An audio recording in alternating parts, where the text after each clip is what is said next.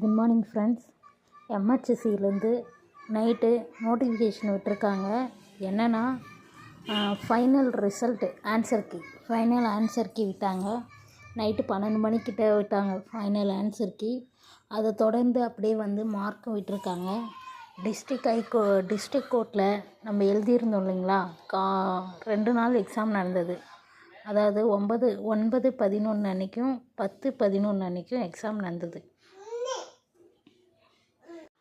9/11 அன்றைக்கி copyist assistant, attender and office assistant இதுக்கான ரிசல்ட்டும், 10/11 அன்றைக்கி ஒர்க்கர், அப்புறம் கார்டனர், கிளீனர்ஸ் ஒர்க்கர், அதாவது வாட்ச்மேன், நைட் வாட்ச்மேன், அப்புறம் எக்ஸாமினர் இதுக்கான எக்ஸாம் நடந்தது. இதோட ரிசல்ட்டும் விட்டிருக்காங்க. அடுத்தது டிரைவருக்கும் நடந்தது 20/10 அன்னைக்கு. அவங்களோடது, அதாவது டிஸ்ட்ரிக் கோர்ட்டுது இது சொல்கிறேன், ஹைகோர்ட்டுது கிடையாது. இது எல்லாமே டிஸ்ட்ரிக் கோர்ட்டுது. 20/10 அன்னைக்கு டிரைவருக்கும் நடந்தது. 19/10 அன்னைக்கு examiner, reader, senior relief, junior relief, xerox operator இதெல்லாம் வந்து டிஸ்ட்ரிக் கோர்ட்டில் எல்லாத்துக்கும் எக்ஸாம் எழுதினவங்க. டிஸ்ட்ரிக் கோர்ட்டு சம்மந்தமாக எழுதின எக்ஸாமோட ரிசல்ட்ஸ் எல்லாமே வந்திருக்கு.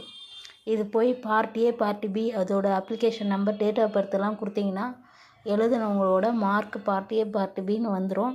பார்ட் ஏல எலிஜிபிள் குவாலிஃபை வந்து 25 மார்க்கு, பார்ட் பியில் வந்து குவாலிஃபை மார்க் வந்து 30.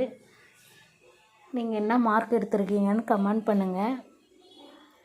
அதுக்கு மேலே எடுத்திருந்தா ஆல் தி பெஸ்ட். இதோட ரிசல்ட்டெல்லாம் அடுத்தடுத்து விடுவாங்க. ஜனவரி மாதம் செலெக்ஷன் லிஸ்ட்டு அது மாதிரி ப்ராசஸ் எல்லாம் டிஸ்ட்ரிக் கோர்ட்டுக்கு நடக்கும்னுட்டு நடக்கும். அடுத்தது லிஸ்ட்டு வர வேண்டியது தான்.